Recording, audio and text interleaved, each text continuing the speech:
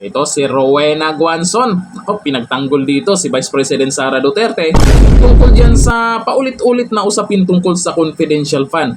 At mukhang pinupunterya talaga si Vice President Sara Duterte ng mga tamba. Marami bang tamba? Baka iisa lang no? Ni tamba.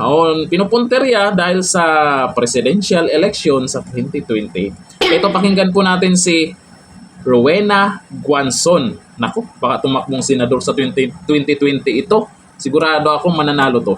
Ito yung video. Parang pinupuntarya daw si VP Sara. Parang naman. Di ba? Pero iba pa yun sa isyu na dapat ba may confidential fund?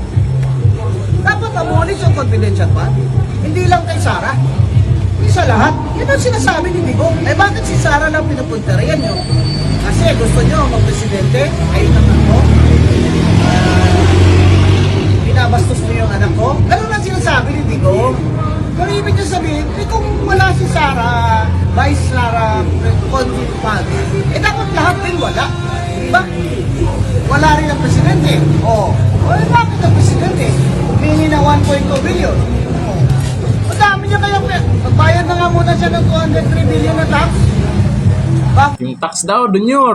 Naku, ayan na naman nabanggit. Rowena Guanzon na naman yung tax. Magbayad daw kayo ng tax. Kung alam niyo yun, yung tungkol sa kwento na yan, bakit nakalimutan ba yung tax na yan? Billion yan. Tama nga naman siya. Lahat ng may confidential fund, dapat hanapan nyo o imbestigan kung saan ginamit. Bakit mismong si Vice President Sara Duterte lang? Nagsalita na rin ang kuha tungkol dyan. At hinahanap nyo kung sino yung binigyan. Confidential fund nga kung alam nyo naman kung saan ginagamit yan. Paano kung meron silang tao doon sa kabila, sa kalaban, na nakakatanggap ng confidential fund dahil may mga impormasyon na nakukuha nila? Example, meron silang tao doon, sila VP Sara doon sa umaakyat sa bundok. Tapos doon kumukuha ng mga impormasyon. Siyempre, confidential fund din po ang ginagamit doon. Tapos babanggitin kung sino yun, malalaman ng kalaban. Anong mangyayari doon sa tao? Mapapahamak pa. Ganun po sa mga hindi nakaintindi dyan, ha? Baka naman yung iba silipin nyo rin, mas malaki pa nga. Di natin alam saan ginamit nila. Puro kayo, confidential fund ni VP Sara Lustay.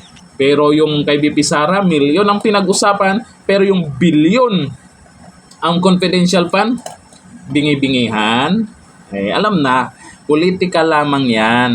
Kaya yung impeachment na yan, dapat ma-dismiss yan. O diba itong si Rowena Guanzon, hindi po Duterte supporters yan, kakamping yan. Pero syempre, may utak yan. Alam kung ano yung katotohanan. Hanggang dito lang, thank you. Bye-bye.